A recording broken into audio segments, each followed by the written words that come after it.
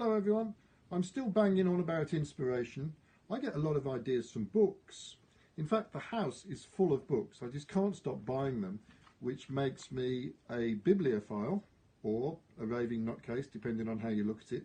And here's a good example.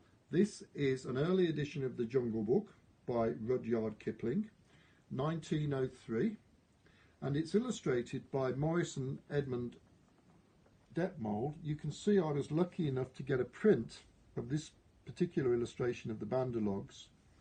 I also, years ago, managed to pick up this portfolio of 24 drawings from nature by Detmold. Here we are.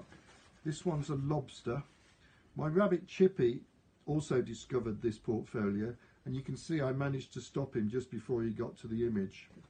There's a great influence of Japanese design in these, real use of the space. Where are we? Here we are. Look, that's a good example, that heron.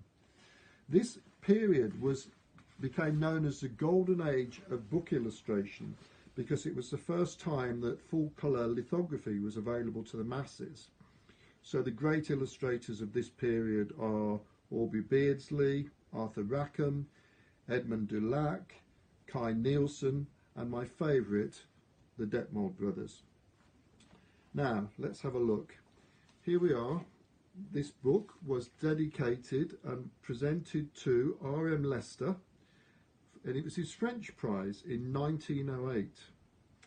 It was presented by J. Brewster, who was the headmaster in the Michaelmas term, and he was in first C form, and he got this for French. So I wonder if this book became a prized possession of his.